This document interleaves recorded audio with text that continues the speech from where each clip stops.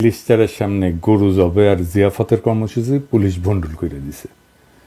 9 জনকে গ্রেপ্তার করছে, সাউন্ড গ্রেনেড আর গুলি চালাইছে। একজন শিশুর পায়ে সেই গুলিবিদ্ধ হয়ে পায়ের রক ছিঁড়ে গেছে।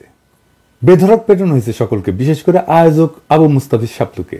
এটা এমন একদিন হইল ঠিক যেই দিন আওয়ামী লীগের মন্ত্রী শাহজাহানকে আর গোলাপকে আদালতে ফুলের মালা দেওয়া হইল, স্লোগান দেওয়া হইল জয় বাংলা বইলা। দেখবে এটারই অনেকে ফেসিবাদ বলতেছে। আসলে নামাজ পড়াটাই তাদের কাছে ফেসিবাদ। তারা নামাজকে গোপন এবং ব্যক্তিগত উপাসনা হিসেবে গণবিচ্ছিন্ন করতে চায়। এই জন্য মুসলিমরা রাস্তাকে নামাজ পড়লেও সেকুলাররা নিজেদেরকে ভিকটিম মনে করে, কারণ তারা মুসলমানের উপাসনাকে গোপন নিষিদ্ধ ট্যাবু হিসেবে রাখতে চায়। কেন জানেন? কারণ সম্মিলিত মুসলমানদেরকে তাদের ভয়। যে কারণে ভারত মুসলমানদের সম্মিলিত ইফতার এবং জুম্মাতেও বাধা দেয়। হাসিনার আমলে যেমন ইফতারে বাধা দিত শিক্ষা প্রতিষ্ঠানগুলোতে, বিশ্ববিদ্যালয়গুলোতে। প্রথম আলো, ডেইলি স্টার, ওয়ার অন টেররের বরকন্দাজ ছিল। তারা যৌথভাবে মুসলমান নিধরের ন্যারেটিভ বা বয়ান তৈরি করছে। সাধারণ আলেম আর মুসলমানদের হত্যাযোগ্য বলে বৈধতা উৎপাদন করছে। তো কে যে দাঁড়াবে? মাদ্রাসা ছাত্ররাই তো দাঁড়াবে তাইলে এর বিরুদ্ধে। দেখেন লিখেছে, যে নেশা করে না, প্রেম করে না বা নারীদের দিকে তাকায় না, ছাত্র ভালো, কারণে অকারণে টাকা চায় না বাবা মায়ের কাছে, ধর্মীয় অনুশাসন কঠোরভাবে মেনে চলে, সে নাকি জঙ্গি। এইটা প্রথম আলোর বয়ান। একজন স্বাভাবিক মুসলিম তরুণ যে কিনা তার ধর্মের কাছাকাছি থাকতে চায়, সে জঙ্গি। এই বয়ান প্রথম আলোর তৈরি। ছোটবেলা থেকে শিশু কিশোরদের মনে ইসলাম ঘৃণা ঢুকায় দেয়। এই যে দেখেন এখানে বলতেছে যারা গরু খায় তারা নিম্ন প্রজাতির প্রাণী। এটা কার কথা? মোদির কথা, এটা আরএসএস এর কথা, এটা বিজেপির কথা। এই জন্য তো গরু জব দিচ্ছি, তারা নাকি বস্তুনিষ্ঠ সাংবাদিকতা করে। তাইলে দেখেন কিভাবে আবরারের মৃত্যুর রহস্যজনক বলে। আসেন ওই আলাপে আর না যায়, এগুলো মেলা দেখানো সম্ভব, কয়টা মাত্র দেখাইলাম আর কি। প্রথম আলো আর ডেইলি স্টার নিয়ে একটা বিশাল বড় অ্যালবাম করব, ছাপাবো এবং এটা ইংরেজি কইরা সারা দুনিয়াতে বিলাবো। তো গত পরশু রাতে প্রথম আলোর সামনে ঘটনাটা কিভাবে ঘটলো। ওই দিন আমি সকালে একটা ফোন পাই, গরু নিয়ে পুলিশ কারণ বাজার দিকে যাইতে দিতেছে না। আমি বলি যে পুলিশকে দেন, আমি কথা বলি। আমি তখন ট্রেনে যাইতেছি, যে না ভাই, পুলিশের এডিসি ফোন ধরলো, সম্মানের সাথে কথা বললো দাদা আপনার ভিডিও দেখি, আপনি আমার প্রিয় মানুষ, মেলা কিছু। আমি কইলাম বাধা দিচ্ছেন কেন? উনি বললেন যে এটা রাস্তা যাতায়াতের সমস্যা হয়, একটু পাশে কাটাকাটি করেন, আমরাই সিকিউরিটি দিব। আমি কইলাম আচ্ছা ঠিক আছে, তাই হবে, কোনো ঝামেলা হইলে কিন্তু আমারে কোয়েন। আমি কিন্তু বলছিলাম ওদের মুরব্বী হিসেবে আমারে কোয়েন। আমি ভিডিও তো বলছিলাম, সবকিছু ঠিকঠাক মতো চলতেছিল। হঠাৎ ওই জায়গায় লাইট অফ করে দেওয়া হয়, তারপরে কোনো ইস্কানি ছাড়াই পুলিশ বেধড়ক পিটাইতে থাকে। আপনার ওই সময় লাইভ ভিডিওটা দেখেন, দেখেন, আমার কথা বিশ্বাস করার দরকার নেই। সবাই নিজ নিজ জায়গায় বসে পড়েন ভাই, বসে পড়েন।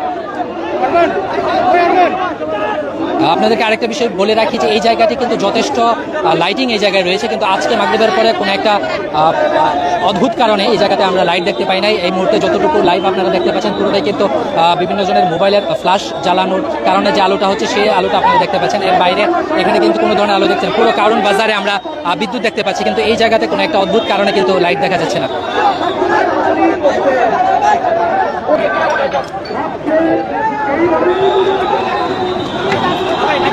দর্শক এখানে কিন্তু একটা বেশ চাঞ্চল্য অবস্থা তৈরি হয়েছে। আমরা কিন্তু দেখতে পাচ্ছি যে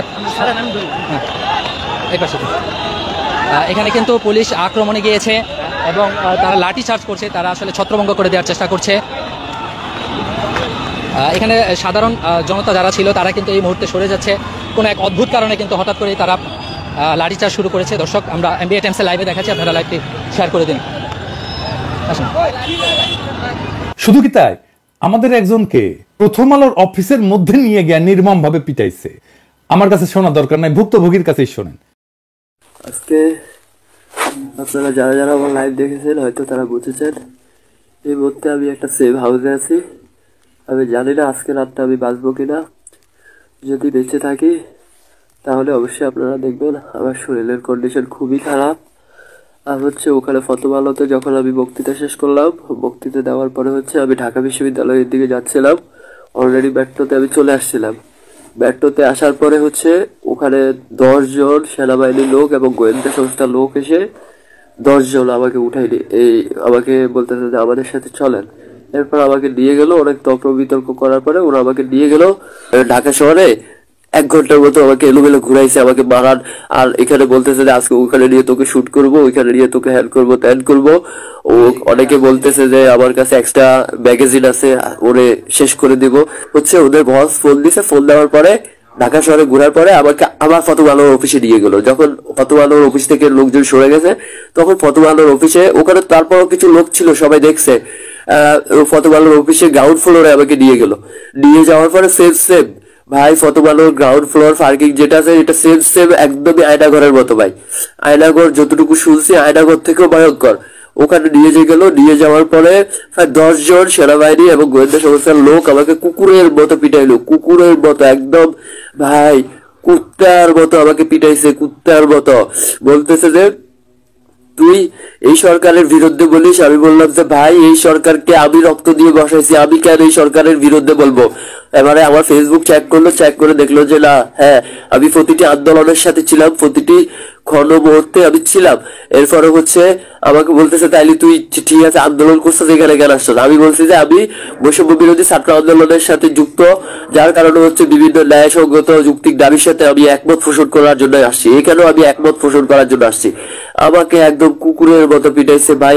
এই ছেলেটা কে জানেন? এই ছেলেটা হচ্ছে সেই ছেলে যে এর আগে প্রথম আলোর সামনে একটা মাইক্রোফোন নিয়ে পরের দিনের প্রোগ্রামের প্রচারণা চালাইছিল। পুলিশ বলছে তারা নাকি 6টার মধ্যে শেষ করতে বলছিল, করে নাই। তো ভাইজান আমরা কেন কইলেন না যে দাদা ওনাদের শেষ করতে বলেন, এই কারণে শেষ করা দরকার? আপনারা তো জানেনই, আমি ভিডিওতে পর্যন্ত বলছি, আমারে বলবেন আগে। একটা ঘটনাকে শান্তিপূর্ণভাবে মোকাবেলা করার সুযোগ ছিল, সেটা কেন শক্তি প্রয়োগ করলেন? আমারে বললেন না কেন? আমি না পারলে তখন বলতেন যে আপনি তো পারলেন না। এইটার উত্তর আমি পাইছি। হ্যাঁ, এটার উত্তর হইতেছে তারা শিক্ষা দিতে চাইছে। মাইকটা আসলে তাদেরকে দেয় নাই, মাইকটা দিছে আমারে। দেখাতে চাইছে আমার আহ্বানে যদি কেউ আসে তাহলে এইভাবে ঠান্ডা করা হবে। এটাও একজনের মেটিকুলাস প্ল্যান। প্রধান উপদেষ্টা দপ্তরে, আমি আজকে আর নাম কইলাম না, আমি তিক্ততা বাড়াইতে চাই না, কিন্তু আমি জানি এই ঘটনা কিভাবে ঘটছে, কে এটা পাঠাইছে। আমরা প্রথম আলো রেলিস্টার বন্ধ করতে বলি নাই, হামলাও করি নাই।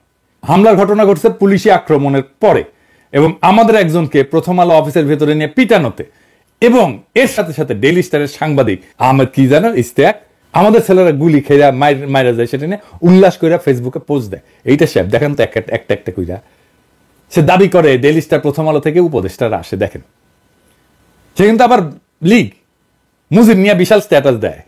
আবার দেখেন কি পুরস্কার পাইছে মুক্তিযুদ্ধ জাদুঘর থেকে। দেখেন আবার দেখেন অমির রহমান পিয়ালারা উল্লাস করে আমাদের পিটাইছে প্রথম আলোর সামনে। তার মানে এইটা তারা কার হইয়া পিটাইছে? মোদির পান্ডা হইয়া পিটাইছে। তো জার্মানেরা যদি ভক্সওয়াগনের শেষকৃত্য করতে পারে, তাহলে আপনি কেন প্রথম আলো ডেইলি স্টারের জিয়াফত করতে পারবেন না? গরু যদি বিজেপির ভারতের রাজনীতি হয়, সেই রাজনীতিকে জবে করা আমাদের পাল্টা রাজনীতি, এটা করা নাকি যাবে না। তাইলে নাকি ইন্ডিয়ার হাতে অস্ত্র তুলে দেওয়া হবে। আমাদের সুশীলেরা বলে ইন্ডিয়া কি বসেছিল এতদিন? বসে থাকে নাই, তো বসে থাকবেও না। ইন্ডিয়ার ভয়ে কুকরা থাকার জন্য আমরা এত মানুষ জীবন দিছি নাকি? এটা দ্বিতীয় স্বাধীনতা। এমনি দিল্লি দাসী প্রথম আলো ডেইলি স্টারের কাছে পরাধীন থাকার জন্য রক্ত দিচ্ছি আমরা। যে রক্ত ঝরছে ডেইলি স্টার প্রথম আলোর ওইখানে, এই রক্তের হিসাব আমরা নেব, এই রক্তের বদলা নেব। আমরা কিন্তু জানি কারা প্রথম আলোতে যায়, আমরা জানি কারা প্রথম আলো ডেইলি স্টারের এক্সটেন্ডেড ফ্যামিলি, আমরা সব দেখতেছি। বাঙ্গু সুশীলারা নিজের মুসলমান পরিচয় নিয়ে বিব্রত হইতে পারে। ইন্ডিয়া কি মনে করবে, ইন্ডিয়াটাকে কিভাবে কাজে লাগাবে, এইটা নিয়ে তাদের আশঙ্কা হইতে পারে, কিন্তু দেশের মানুষ ঠিকই তার শত্রু চেনে। যেই মাত্র আন্দোলনে মুসলমান নাম চিহ্ন দেখেছে, এই বাঙ্গু সুশীলেরা ত্রাহি আর্তনাদ শুরু করে দিছে। এডিটোরিয়াল পলিসির বিরুদ্ধে পত্রিকার প্রধান কার্যালয়ের সামনে সংক্ষুব্ধ নাগরিকদের সমাবেশ এবং প্রতিবাদ পশ্চিমে একটা খুবই সাধারণ ঘটনা। দেখেন BBC, new York Times, CNN, এগুলো অনেক বহু সংবাদ মাধ্যম অফিসের সামনে